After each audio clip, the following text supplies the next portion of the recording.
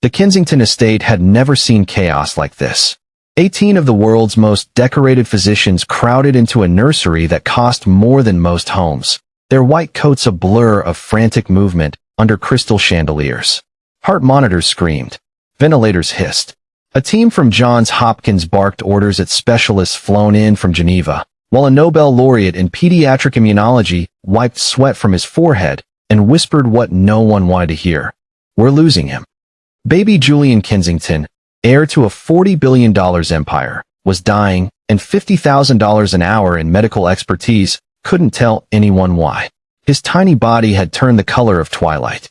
Blue lips, blue fingertips, a strange, mottled rash creeping across his chest like accusation.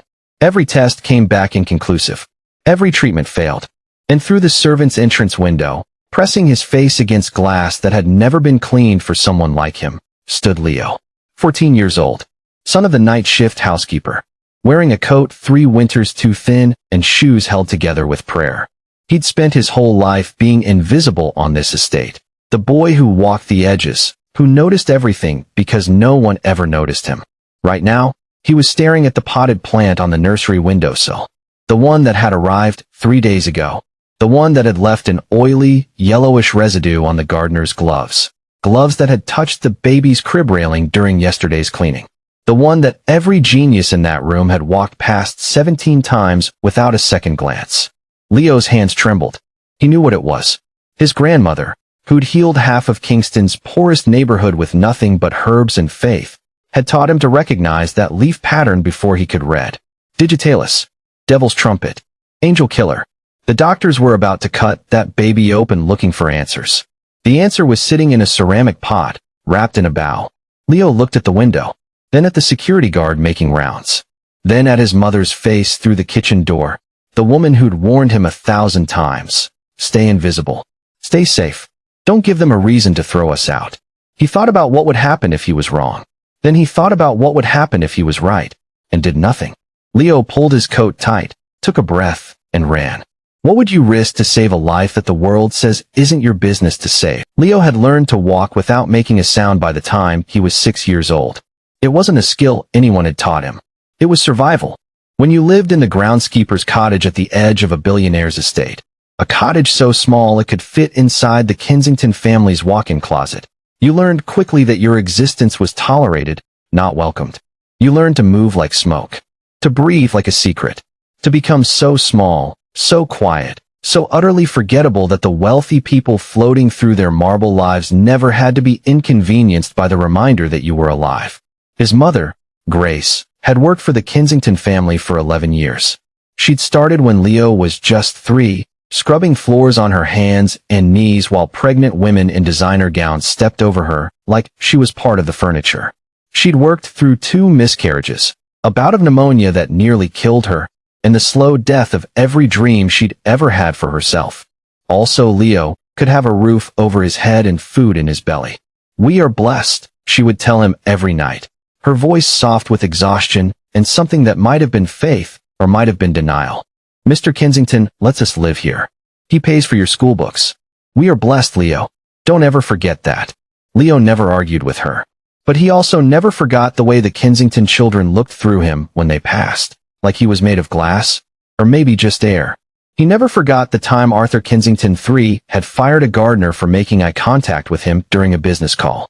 He never forgot the sign on the main house's service entrance. Staff must use rear access. Visible presence on main grounds prohibited during family hours. Blessed. Sure. If you're already hooked on Leo's story, you're not going to want to miss what happens next. Subscribe now and turn on notifications so you don't miss a single chapter of this journey. The Kensington estate sprawled across 47 acres of manicured perfection in the hills above the city. There were gardens designed by celebrity landscapers, fountains imported from Italy, and a hedge maze that had been featured in 3 architectural magazines. There was a tennis court, a helicopter pad, and a swimming pool shaped like the family crest. There was a 12-car garage filled with vehicles that cost more than most people's houses, and a wine cellar that held bottles older than Leo's grandmother would have been if she'd lived. Leo knew every inch of it. Not because he was allowed to explore. God, no. He knew it because he'd spent his entire life watching from the margins. From the tiny window of the groundskeeper's cottage. From behind the rhododendron bushes when he was supposed to be walking to the bus stop. From the shadows of the service corridor when he snuck in to bring his mother her forgotten lunch. He'd mapped the estate in his mind the way other kids mapped video game levels. He knew which security cameras had blind spots. He knew which doors were left unlocked during the 3 p.m. shift change. He knew that the head of security, a thick-necked man named Briggs, took a 20-minute smoke break behind the pool house every afternoon at 4:15. He knew these things because knowing them made him feel like he had some kind of power in a world that constantly reminded him he had none. But lately, Leo had been watching for a different reason.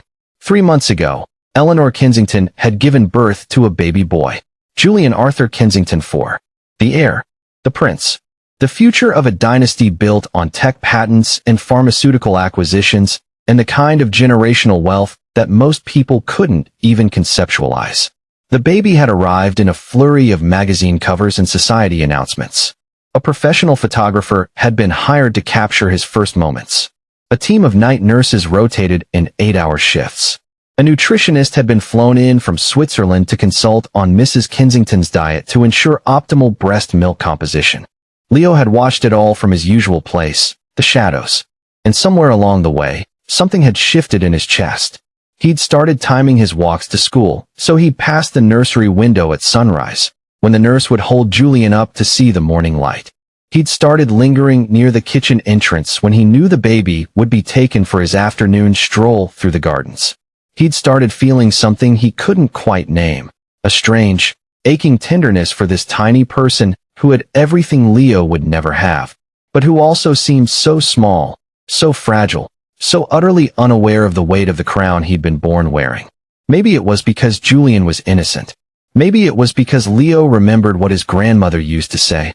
Every child comes into this world pure, baby. What happens after? That's on us. Or maybe it was because Leo understood, in some bone-deep way, that he and Julian were both prisoners of circumstances they hadn't chosen. Julian would spend his life in a golden cage, performing for cameras and shareholders, and a father who saw him as a legacy rather than a person. Leo would spend his life in the margins, invisible and uncounted, his potential measured only by how well he stayed out of the way. 2 boys, 2 prisons, same estate.